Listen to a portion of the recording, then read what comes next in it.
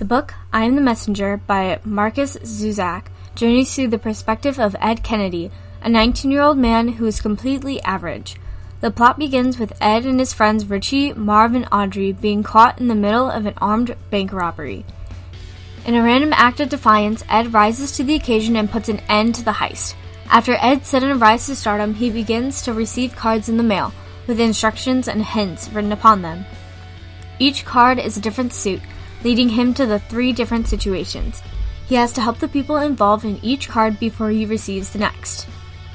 The cards followed a distinct order with a specific meaning: diamonds, clubs, spades, and hearts, respectively depicting purpose, familial bonds, and intuition. In other words, diamonds represents giving your heart something to beat for, clubs representing making your heart whole, and spades representing listen to your heart. It is vital for a person to have these three things in order to attain true happiness. The first card that Ed receives is the Ace of Diamonds. This card has a list of addresses on it, one of them being 13 Harrison Avenue. In this house lives a little old woman called Mila. The last thing that Ed expects when he rings the doorbell is for the woman to say, "Jimmy, I knew you'd come home," and usher him inside. But that is exactly what happens. Later it is revealed that Jimmy is Mila's long-lost husband, killed in action. With her beloved death, Mila has been purposeless as she struggles with his death and the void left behind. Once Ed comes into her life, however, her purpose is restored, loving her Jimmy. No other man has entered her life, not the way her Jimmy did. She's been waiting 60 years for her Jimmy to come back, and now he has. The second card that Ed receives is the Ace of Clubs. This card directs Ed to a single mother, Angie Caruso. Angie is a single mother who takes her 2 children out to ice cream every Thursday. Every week, Angie gives up some of her poultry funds in order to give her children some happiness, never getting anything for herself. Ed sits down with her and buys her an ice cream, listening to her talk as her children play. "It was easier when I was younger. Now I'm all alone." She looks at the swings, and I can see her imagining what they'd look like if the kids weren't there. The guilt of this holds her down momentarily. It seems to be there constantly, never far away despite her love for them. Angie loves her children, but she is always giving and never receiving. She gives them her money, her time, even her career so that she can care and love them.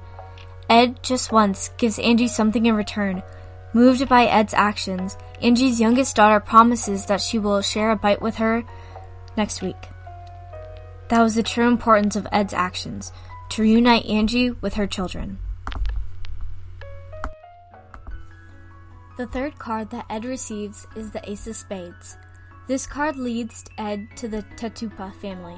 The Tatupa family consists of the father, Lua, the mother, Marie, and their 5 kids. They are tight on funds and have just recently moved into the neighborhood. Even so, they are beautiful, kind souls who see beauty and love in everyone, but their community does not show them any love or kindness back. Ed takes the initiative and invites them, listening to their story and helping them by buying them new Christmas lights as a way to help bring some joy into their lives. This act of kindness proves to the Tatupa family that there is good in people.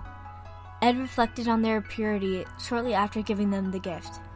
Sometimes people are beautiful, not in looks, not in what they say, just in what they are.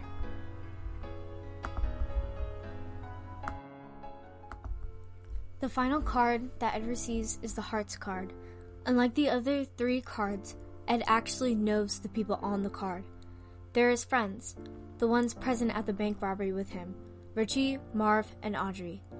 Each of his friends struggle with one of the topics that the other suits deal with: purpose, familial bonds, and intuition. The first friend that he has to help is Richie. Richie is a very spiritless character. He has no goals or purpose in his life, which is why he represents the diamond suit. Ed has to push Richie in order for him to find his purpose. This is clearly seen in Richie's boring and monotonous life. He goes to an average job, plays average card games with his friends, and then goes home and repeats the cycle the next day. Ed manages to take Richie aside and talk to him, forcing him to deal with the big questions. What do you want to do? How can you achieve this? What is it that you want? Richie's answer was simple.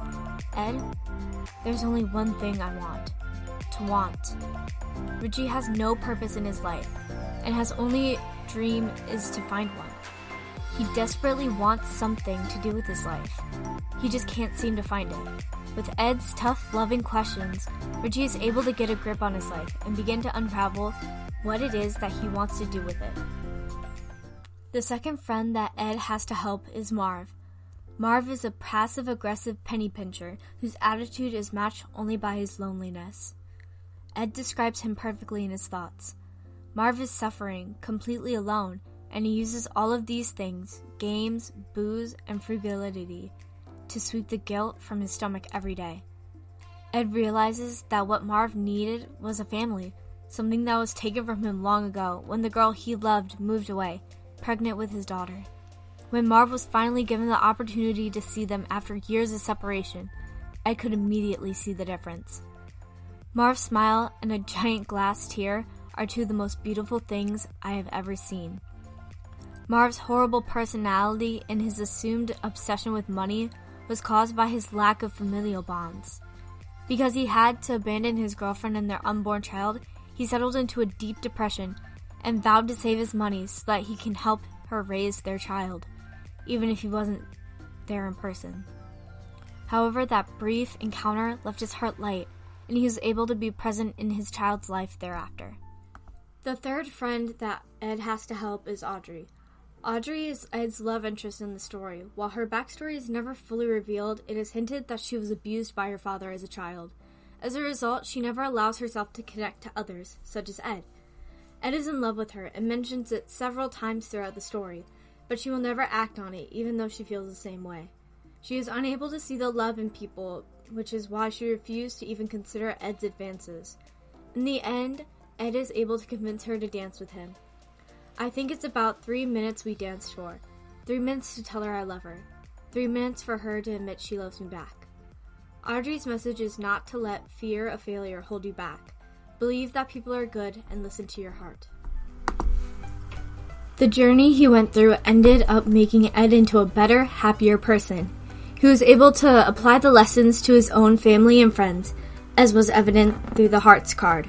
The lesson taught in I Am the Messenger is particularly important because the motif of the story is to answer an everlasting question. How can I be happy? You must give your heart something to beat for. Make your heart whole, and listen to your heart in order to do this. And so, hearts, as in feelings of true happiness, are made of diamonds, clubs, and spades.